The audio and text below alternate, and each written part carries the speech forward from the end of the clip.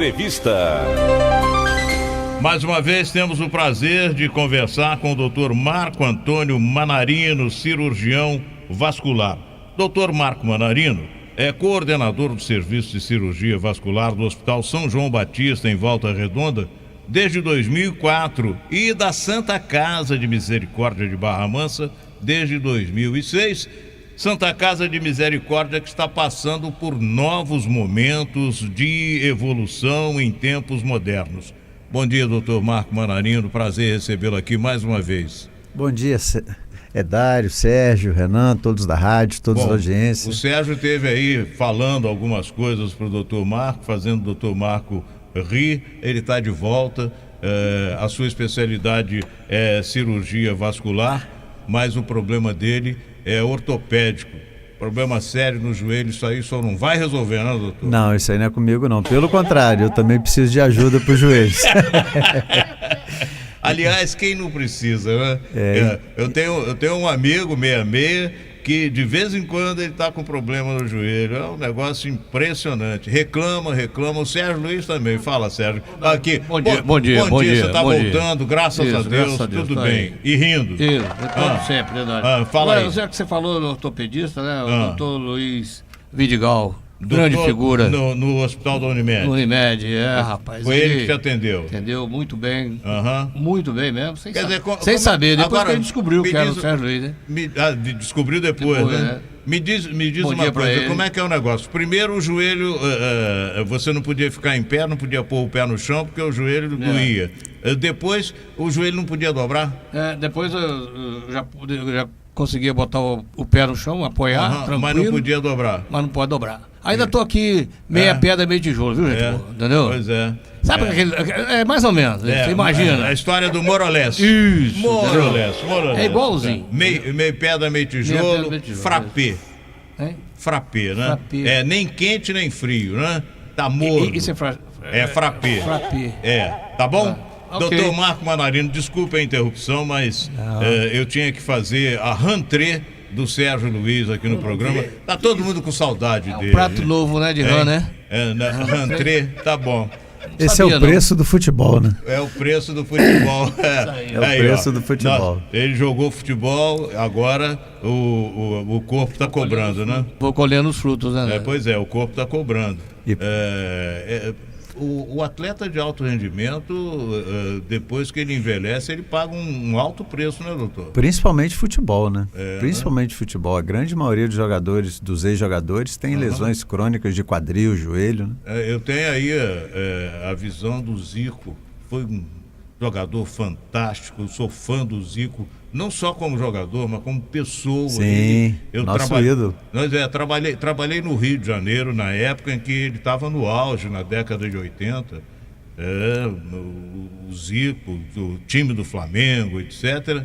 E o Zico era um profissional, ele era o grande ídolo da torcida do Flamengo, era um profissional. Um dia ele falou comigo: Dário, domingo é meu dia de trabalho, é o dia principal da minha atividade. Eu inicio na concentração, na véspera do jogo, e só termino o meu domingo de trabalho quando eu dou a última entrevista, quando eu concedo a última entrevista. Mesmo que seja naquele programa da TV Educativa que começa às 11 horas da noite. Era assim. E ele é assim até hoje, né? É uma figura maravilhosa, né? E o Zico sempre foi assim, né? Sempre foi assim. Continua simples. Eu tenho uma passagem com ele há mais de 20 anos atrás que assim, é muito engraçado. Eu estava no trânsito no Rio, na época que eu ainda morava lá, e de repente eu olhei para o lado e vi o Zico dirigindo o carro do meu lado. Naquela época não tinha celular, não tinha nada para tirar uma foto, então o que eu fiz? Eu abri o vidro, eu estava com a minha agenda, tinha uma agenda de papel no banco do carona e joguei a agenda para ele e pedi um autógrafo. Ele demorou 15 minutos para conseguir me devolver por causa do trânsito. E durante 15 minutos ele ficou, eu e ele tentando encaixar, emparelhar os carros. E ele rindo, feliz da vida, ele estava escutando um pagode. Quando ele conseguiu, ele abriu o vidro e falou: pô, finalmente vou devolver sua agenda, e jogou a agenda para mim. Isso aí hoje em dia ninguém faz isso. Nenhum jogador faz isso. Eles nem abrem o vidro. Tudo bem que tem a violência, não deixa, mas... Mas naquele tempo, na década de 80, os jogadores concediam entrevista, os jogadores conversavam com os repórteres, com os jornalistas, e a gente acabava ficando amigo dos caras, entendeu? Sim. Hoje, um menino de 15 anos que está saindo do sub-15 para o sub-17 já tem assessor de imprensa, já tem empresário e tal. A coisa mudou muito, não é? Muito. A grande verdade. Agora, por falar desse negócio de encontrar um ídolo na rua e pedir um autógrafo, etc., é uma história muito interessante de uma senhora, amiga da minha mulher, que mora em Volta Redonda, que estava saindo do Canecão, onde viu um show do Chico Buarque. E quando, no estacionamento do Rio Sul, quando a família estava movimentando o carro para sair, quem é que está entrando no carro para sair do estacionamento? Chico Buarque. Ela toda animada, abriu o vidro e falou: Chico, eu estou vindo do seu show. Ele falou: eu também.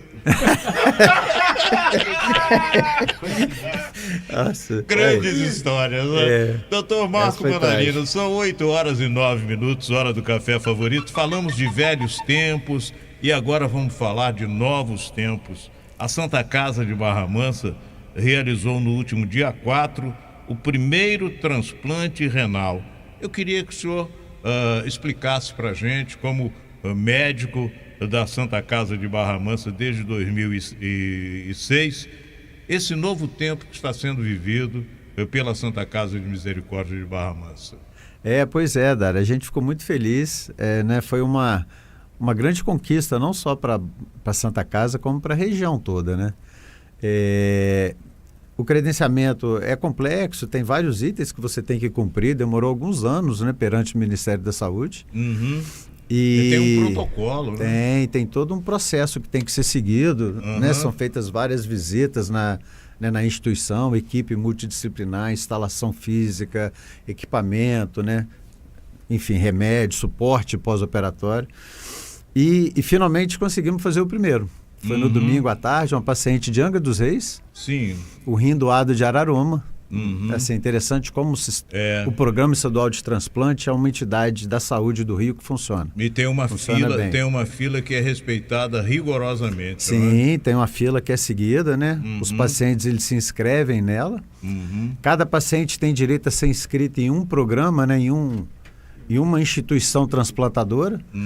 Até então, a grande maioria dos doentes da nossa região ou vão para Juiz de Fora, Minas, ou para São Paulo, não vão para o Rio. A maioria não transplanta no Rio.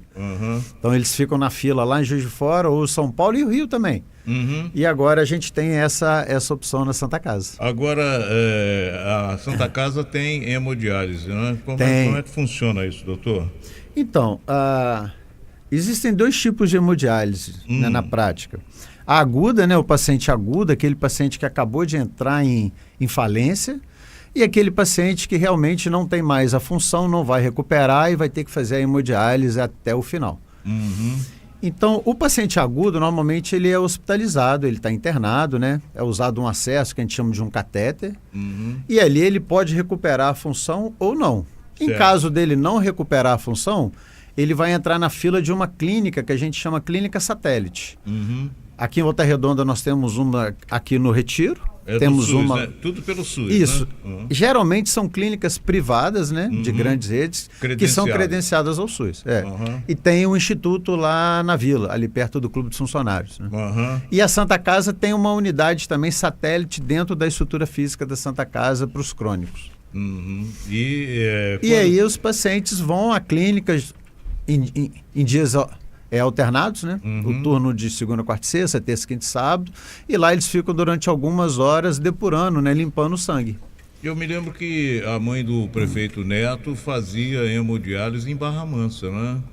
Eu não me lembro. Pois é, me lembro que a dona Munira fazia hemodiálise em Barra Mansa, inclusive o Neto um dia me contou que ele levava a dona Munira e tinha que ficar esperando. Eu não sei quanto tempo leva. 3 a 4 horas, pois em média. Ele tinha que ficar esperando. Então, ele começou a fazer uma brincadeira com o pessoal que trabalhava lá, fazendo bingo e tal. Uma vez ele levou um aparelho de TV para sortear no bingo. As pessoas que trabalhavam lá e que faziam hemodiálise adoravam o Neto, que ia acompanhando a dona Munira e sempre arranjava alguma coisa para passar o tempo ajudando aquelas pessoas a descontrair também. Sim, né? porque geralmente elas vão ficar ali de 3 a 4 horas sentadas, né? Uhum. Com uma punção geralmente no braço, através do que a gente chama de uma fístula, que é um acesso para a hemodiálise. Uhum. E ali geralmente eles brincam, interagem entre si, porque geralmente é um salão grande. Exatamente. Né? E são com algumas muitas televisões. pessoas, né? Geralmente depende do tamanho da clínica, mas Uhum. em torno de 15 a 20 por turno. Geralmente são 15 a 20 que vão ficar ali no salão, né? São 20 cadeiras, né? Com 20 máquinas. E ali eles ficam durante 3 a 4 horas. Eu sei que no dia que a dona Munira ia, eu sei que o pessoal se animava muito, que o Neto sempre procurava fazer uma brincadeira, descontrai, melhora o astral das pessoas que estão ali naquele trabalho. Agora, quando é que a pessoa que tem o problema, que vai fazer hemodiálise, entra na fila para fazer transplante, doutor? Então, existem alguns critérios né, para o paciente que está fazendo hemodiálise para ele ser apto a transplantar. Né? Não são todos os pacientes que dialisam que vão ter condições. Então, assim, a questão de idade, algumas comorbidades, obesidade mórbida, então tem algumas coisas que não consegue transplantar. Tirando esse, todo paciente de hemodiálise, ele vai mesmo se inscrever. Porque é a única maneira de cura, né, da diálise. Isso, então, esse transplante para a gente foi uma satisfação, porque eu particularmente trabalho com hemodiálise há mais de 20 anos. Eu trabalho, né, na confecção dos acessos. Sei. E o que acontece? Os pacientes a gente acompanha, então, aquele paciente que está dialisando numa clínica satélite, numa clínica crônica, ele vai ter 2 caminhos. Ou ele vai dialisar até a morte, né? Então, anos, né? Dependendo da idade, né? Ou ele vai transplantar. Ele só tem uma maneira de curar. Alguns casos entram em diálise e depois recupera a função. Mas isso é muito raro, isso é só no início. Mas a grande maioria que está ali é porque realmente já perdeu a função. Tudo então, a ideia do transplantar... Tudo é diagnóstico precoce, né, doutor? Sim. A grande maioria dos pacientes que entram em diálise, no Brasil hoje, a causa principal é hipertensão. Hipertensão arterial. Né? E aí é triste porque a grande maioria é hipertenso ou não sabe que porque não tem ali um atendimento, né, um acompanhamento, ou sabe que a hipertensão não se trata. E aí o rim vai sofrendo, o rim e a retina vão sofrendo até o momento que o rim perde a função. E aí a luta é grave, grande, para que a pessoa consiga se recuperar, dificilmente se recupera, né? Então, existe sempre o trauma inicial de todo paciente que entra em programa de diálise, aquela rejeição, né, ao fato... Mas assim, eu vejo a diálise de uma maneira diferente da oncologia, por exemplo. A oncologia, muitas vezes, você não tem possibilidade de cura, né? Muitas vezes é paliativo. A diálise não, a diálise a pessoa vai dialisar e vai viver. Eu tenho paciente de 20 anos, que eu fiz fístula 20 anos atrás e que ainda faz hemodiálise. É um transtorno, é um dia sim, um dia não, são algumas horas, mas sim, é melhor do que morrer, é melhor do que ter um câncer sem tratamento. A né? gente quer viver, né? Sim. Não é verdade? Agora, e a esperança do transplante para todos, né?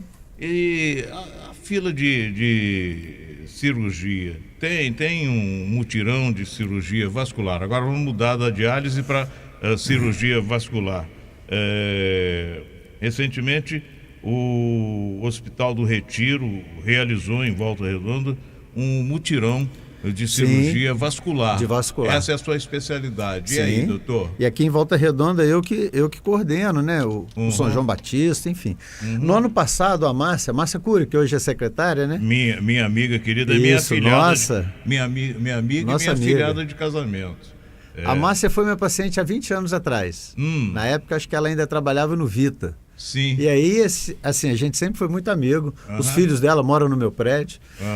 Mas, enfim, no ano passado tinha uma fila muito grande para cirurgia aqui em Volta Redonda de varizes, que é a doença mais prevalente, né, na população. E aí nós montamos um esquema de mutirão lá, fizemos aproximadamente 300 cirurgias, até agora o mês de abril. No Hospital do Retiro. No Hospital do Retiro. E aí a fila meio que deu uma... O que existe hoje lá, e aqui no município, é uma fila muito grande de consultas, né? Certo. A Márcia agora recentemente contratou uma nova cirurgiã vascular lá para o Retiro só para fazer consulta. Então ela está fazendo 4 turnos. Eu imagino que rapidamente vai conseguir resolver essa fila. Mas assim, aqui... Mas todo mundo tem varizes, né? A verdade é a seguinte, as pessoas dizem, por exemplo, a mulher, a questão é estética, não sei o que. Não, a questão é de saúde mesmo, né, doutor? Sim, a doença, ela se chama insuficiência venosa crônica. E aí existem vários graus, né? Tem aquela pessoa que tem varizes grossas, com doença na safena, até com ferida, com úlcera varicosa. E tem a pessoa que tem a doença mais leve, que são só os vasinhos, as microvarizes, né? Então, assim, são graus diferentes da mesma doença, entre aspas. E tudo tem tratamento, né? Tudo tem tratamento, com certeza. Com certeza. Ou o tratamento por laser, por cirurgia, com a escleroterapia com espuma, ou mesmo a escleroterapia líquida, né? Agora me diz uma coisa, doutor. Tem gente que reclama que dói a perna, etc., a perna incha, e tem gente que não reclama de nada. Como é que é isso? Depende do grau e depende também do estilo de vida, né? Dos outros fatores. Por exemplo, eu tenho muitas varizes na perna. Eu tenho umas vezes dilatada, porque eu sempre joguei muito futebol, fico muito em pé, né? A gente fica horas. Mas eu não tenho nenhum desconforto. Minha perna não incha, não pesa, não dói. Então, o estético, para mim, não me incomoda. Então, minhas varizes estão ali e eu lido bem com elas. Uso uma meia elástica. Tu também não vai concorrer a Miss, né? Então, assim... Agora, tem pessoas que ficam mais de 6 a 8 horas em pé ou 6 a 8 horas sentadas, não usam meia elástica, tem sobrepeso, não fazem atividade física. Então, até uma veia pequena, vai no final da tarde, está queimando, está ardendo, está dando um desconforto ali. Principalmente quando fala que fica muito tempo em pé, eu lembro do comerciário, né? Sim. O comerciário é um profissional, a atividade do comerciário exige que ele permaneça muito tempo em pé. É um fator de risco, né? Pois é. Teoricamente. E aí teoricamente, o comerciário é propenso a ter varizes, né? Ele deve utilizar uma compressão elástica, uma meia elástica durante o dia, o período de trabalho, e aqueles outros cuidados que a gente sabe, né? Tentar fazer atividade física, controlar o sobrepeso. Mas tem problema também de alimentação, né? Sim, com certeza. Agora, a doença venosa, ela tem um componente hereditário. Um componente hereditário. Então, a pessoa que tem a predisposição genética, que tem histórico na família, ela está mais propensa. Então, a mulher, por exemplo, que tem uma predisposição e que engravida múltiplas vezes, que ganha muito peso na gestação, que tem sobrepeso, que não faz atividade física, que fica muito tempo em pé, ela vai ter varizes. Olha, gente, são 8 horas e 21 minutos, hora do café favorito. Nós estamos conversando com o Dr. Marco Antônio Manarindo, cirurgião vascular, coordenador de serviço de cirurgia vascular do Hospital São João Batista em Volta Redonda e da Santa Casa de Barra Mansa. Doutor Marco, em outras ocasiões aqui no programa a gente já falou sobre aneurisma da aorta, acidente vascular cerebral isquêmico, entre outros assuntos. Aqui na nossa região, o que é mais prevalente das doenças vasculares? Como é que é possível tratar? Como é que é possível evitar, doutor? Então, no caso do lado venoso, porque assim, dentro da cirurgia vascular, nós temos o sistema venoso e o sistema arterial. Tem também o sistema linfático, mas vamos falar das doenças que a gente trata, que a gente opera mais. Do lado venoso são as varizes, né? Então, é aquilo que a gente já falou, o exame físico, a pessoa fica em pé, aquelas veias dilatadas, a perna inchada, dor. E aí o diagnóstico é feito com o exame físico, um exame de ultrassom. E aí a gente vai definir qual a linha de tratamento. Ou vai ser injeção, meia elástica, cirurgia, enfim. Do lado arterial, né, que você citou aí os aneurismas, a doença carótida, a doença mais prevalente é o entupimento da circulação das pernas. Sim. Que a gente chama doença arterial obstrutiva periférica. E aí o que acontece normalmente? É aquela pessoa de 50, 60, 70 anos que fumou durante muitos anos, geralmente, é o principal fator de risco, ou diabetes. O principal fator de risco é o cigarro. É o tabagismo. Para a doença arterial obstrutiva periférica é o tabagismo. Tabagismo e diabetes, mas o tabagismo é mais prevalente. Diabetes também, né? Também. E aí o que acontece? A pessoa começa, geralmente, a ter o que a gente chama de claudicação, né? E aí o que acontece? A pessoa, quando começa a fazer uma atividade física, mesmo que leve uma caminhada, ela vai chegar num momento rápido, 100, 200, 300 metros, que geralmente a musculatura da panturrilha, que é a primeira que vai doer, porque a artéria femoral na coxa é a que mais obstrui, e aí a pessoa tem que parar a caminhada, ela não consegue andar mais. Começa a sentir dor na perna. É isso, dá uma dor na musculatura, né, pela falta de oxigênio, e a pessoa tem que parar. Então, geralmente, o sintoma começa assim, a pessoa não consegue mais fazer uma caminhada de 1 quilômetro, 2 quilômetros sem parar. A claudicação é o sintoma inicial. Algumas pessoas que são muito sedentárias, que não andam nem 200 metros, vão pular essa etapa, não vão ter esse sintoma, e aí vai chegar o dia que ela vai começar a sentir o pé mais frio e muita dor à noite, geralmente, para dormir. E aí depois vai aparecer um machucado, uma ferida que não cicatriza. Aí é terrível, né? Aí tem que ser tratado. Aí geralmente vai precisar de fazer o diagnóstico com ultrassom e vai precisar de um procedimento que a gente chama de revascularização. Assim como revasculariza o coração no infarto, nós revascularizamos a perna para evitar a amputação. Quando dá essa ferida e tal, provocadas principalmente pelo sedentarismo e pelo sobrepeso. Geralmente sedentarismo, sobrepeso, o cigarro e o diabetes. São aqueles fatores de risco que todo mundo conhece, mas que nem todos conseguem efetivamente combater, né? É a gordura, né? A gordura sanguínea, o colesterol, LDL, triglicerídeo muito elevado durante muito tempo, o cigarro, o sedentarismo, o diabetes e a obesidade. E a gente sempre pensa assim, comigo não vai acontecer, né? Geralmente. Esse é que é o grande problema. Geralmente. Principalmente nós do sexo masculino, porque as mulheres se cuidam muito mais do que a gente, né? E insistem pra gente se cuidar, mas a gente faz essas coisas com a gente mesmo, né? Geralmente se apega a algum motivo, né? Não tem horário, não tem tempo, não tem o a história dinheiro, do não mas tem para tempo... caminhar você não precisa de dinheiro. Bem, e nem de horário. A história de não tem tempo é duro, né? Com certeza, com certeza. É uma desculpa. Eu tenho que rir, né? Eu tenho que rir, porque essa é a desculpa mais usada. Mais usada. 8h25, hora do café favorito. Doutor Marco Manarino, saindo então aí da cirurgia vascular e tal, mas falando sobre saúde, a epidemia de acidentes no trânsito, principalmente com as motos, isso é um fato que vem acontecendo no país inteiro. Motociclistas sofrendo acidente direto, e eu sei que o senhor tem necessidade e capacidade para falar sobre esse assunto. Sim. Hoje em dia, com certeza, é uma epidemia nacional, né?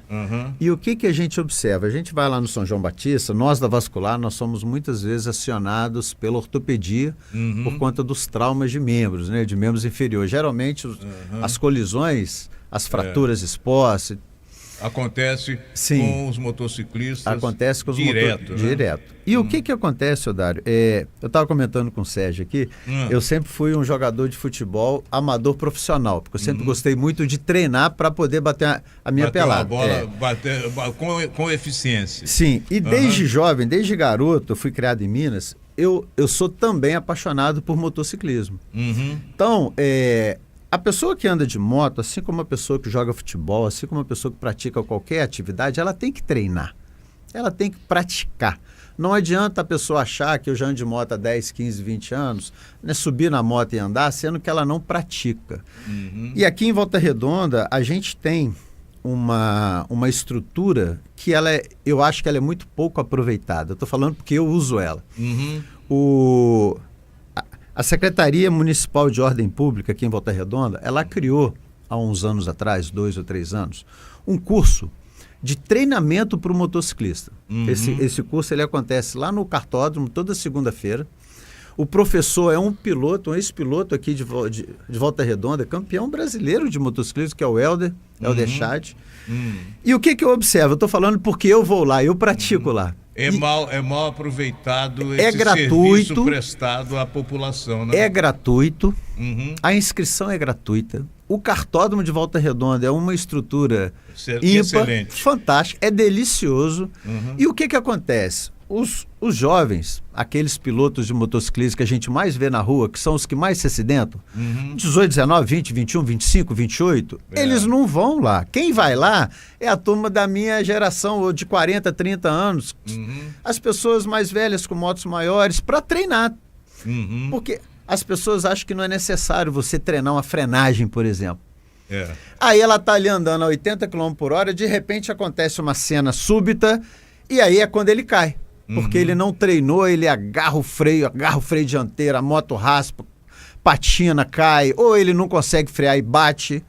Então, assim, eu estava comentando com o Helder um dia desse, eu falei, Helder, eu vou na rádio um dia desse, o Dário me convidou, você me dá a liberdade de eu pedir para tocar nesse assunto? Porque, assim, a inscrição é gratuita, o piloto está lá disponível, o cartódromo está lá, o cara foi campeão, e as pessoas não aproveitam. O cara foi campeão brasileiro de moto velocidade, está prestando serviços à comunidade gratuito. De Volta Redonda, de graça, no cartódromo, toda segunda-feira. A partir de que horas, doutor? Então, geralmente quem vai lá, ele tem que ter a carteira, né, CNH. Existe uma parte teórica de manhã. Então, a pessoa que nunca foi, ela é obrigada a ter uma manhã de teoria. Geralmente é de 9 a 1, de 9 a meio-dia. E à tarde é a parte prática. Aí é no cartódromo, na pista. Sempre na segunda-feira. Isso. E isso é uma ótima notícia para os motoboys. Hoje tem motoboy, tem mototáxi, tem entregador do, como é que chama, Mercado Livre e tal, não é? Porque, Dário, não é simplesmente a pessoa dizer que não precisa treinar a atividade. Existe lá uma ideia, como em qualquer curso de motociclismo, eu faço muito curso de motociclismo até hoje, eu gosto de curso. Sim. Teórico e prático. Porque você está sempre aprendendo. Então, por exemplo... Nunca é tarde para aprender. Né? De jeito nenhum. Então, a gente anda na rua, aqui em Volta Redonda, em qualquer lugar do Brasil, é normal você ver pessoas pilotando sem luva, sem jaqueta, sem uma bota. Eu vejo meninas de 20 anos andando de moto aqui no aterrado de chinelo. Pois é. Tipo assim, é uma exposição totalmente desnecessária. Se você já vai fazer algo estatisticamente 28 vezes mais perigoso do que carro. Se você já vai fazer algo perigoso no meio do trânsito, não tem porquê você se expor dessa maneira. E é o que a gente mais vê. Então o curso ensina isso. Ensina que você tem que usar um calçado acima do tornozelo, uma calça, uma jaqueta, uma luva, um capacete. Os capacetes que as pessoas usam. Uber, é normal você ver o cliente com capacete desamarrado, capacete solto na cabeça. Aquilo ali, se cair, vai lá para São João Batista. Muito complicado. Aliás, agora, estendendo o papo para a gente encerrar a entrevista com o doutor Marco Manarino, está crescendo muito também o número de bicicletas motorizadas. Sim. E as pessoas que andam de bicicleta motorizada precisam usar equipamentos de proteção. Não é verdade? Com certeza. Entende-se que não é necessário porque é baixa velocidade. Mas não é baixa velocidade. Você está a 50 km por hora. Não, se você tem uma queda... Você está sobre duas rodas, você vai sofrer uma queda a qualquer momento. Pode acontecer. Com certeza. Não é verdade? Com certeza. Eu me lembro do senhor Armando Teixeira, que já é falecido. Ele comprou uma moto já há muitos anos, né? Lá 40 anos. E na curva ali para entrar perto do Hotel Cider, tinha uma areiazinha, ele estava devagar, ele já era um senhor, andava devagar, a moto escorregou ali, ele caiu, se machucou, etc. Nunca mais usou moto. Por quê? Você corre o risco, tem areia na pista, e aí? Sim. Né? Tem que ter o equipamento de proteção, e naquele tempo as pessoas não se preocupavam muito com isso. Né? Então, mas... Até mesmo para uma situação dessa, se você é uma pessoa precavida, você tem mais chance de não cair. Se você está com a sua motocicleta com um pneu novo, se você tá equipado, se você treinou alguma situação, uma frenagem, alguma coisa, você se prepara para aquela areia. O que a gente vê, a grande maioria, é a pessoa que está ali de bermuda, de chinelo, com a moto com o pneu já usado, que nunca treinou nada. Quando ela se depara com a areia, ela 100% vai cair. Com certeza. Bom, além de cirurgião vascular, é um mestre também do motociclismo, né? Doutor Marco Manarino, foi um prazer recebê-lo aqui mais uma vez, nesse momento importante que vive a Santa Casa de Barra Mansa, Sim. que realizou o primeiro transplante renal, que tem um setor especializado e que está à disposição de todos para atender pelo Serviço Único de Saúde, né? Isso, pelo Serviço Único de Saúde. Qualquer clínica, qualquer paciente que faça hemodiálise, ele tem o direito de escolher onde ele vai ser operado. Então a Santa Casa agora se tornou mais uma opção para a gente. Já tem uma equipe multidisciplinar à disposição da população de toda a região. Tem uma equipe, nós contratamos uma nefrologista especialista em transplante, lá pelo Hospital do Rim, em São Paulo. Sim. Então ela está morando em Barra Mansa, trabalha integralmente na Santa Casa e tem equipe cirúrgica, enfim. A estrutura está toda pronta. Esse foi o primeiro de muitos, né, Dário? E, se Deus quiser, muitas vidas serão salvas nessa sequência. Vamos tirar muita gente da hemodiálise, se Deus quiser. Doutor Marco Antônio Manarino, prazer mais uma vez recebê-lo aqui. Um grande abraço.